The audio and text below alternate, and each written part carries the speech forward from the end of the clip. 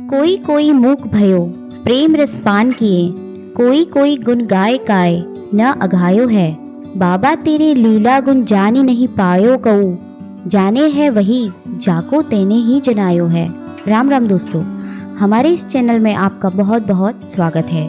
आज मैं इस वीडियो में आपको बताऊंगी बाबा नीम करौली महाराज जी की लीलाओं के कुछ भाग।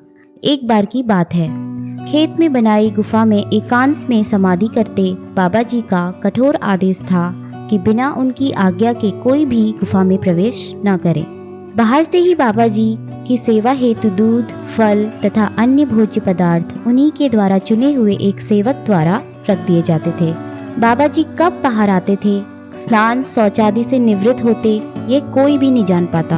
एक दिन उनके सेवक के मन में विचार आया और उत्सुकता हुई जानने की कि वो अंदर जाके बाबा जी को देखे।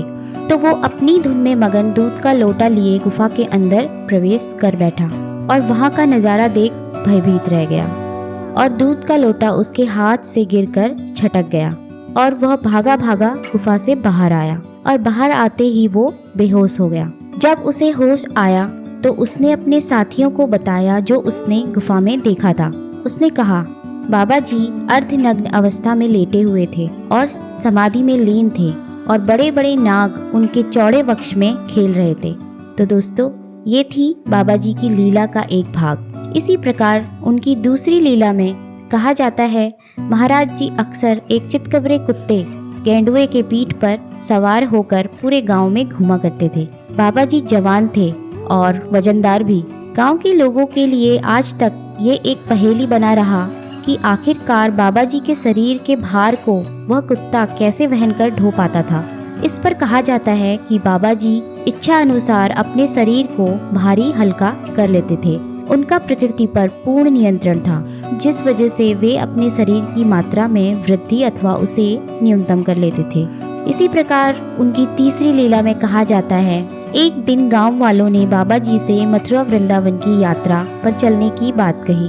तब बाबा जी ने कहा, हाँ तुम लोग चलो, मैं तो अभी हाल ही में वहाँ से होकर आया हूँ। और ये कहकर वो गुफा में बंद हो गए। पर जब गांव वाले वृंदावन पहुँचे तो उन्होंने देखा कि वहाँ बाबा जी मौजूद हैं और वे आश्चर्यचकित रह गए कि बाबा जी तो पहले से ही वृंदावन में मौजूद है, ये कैसे हुआ। और जब वे गांव वापस लौटे तो उन्हें पता चला अन्य गांव वालों से कि वो तो अन्य गांव वालों के साथ भी बराबर यहीं बने हुए थे।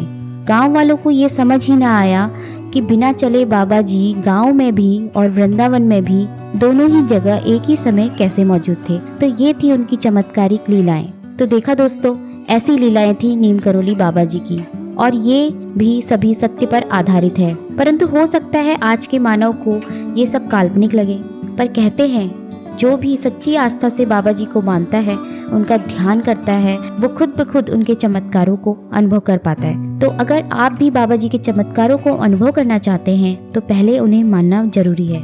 आशा करती हूँ आपको बाबा जी की लीलाओं का ये भाग बहुत पसंद आया होगा। ऐसे ही वीडियोस देखने के लिए चैनल को सब्सक्राइब करें ताकि आपको सबसे पहले हमारे वीडियोस का नोटिफिकेशन मिल सके। धन्यवाद।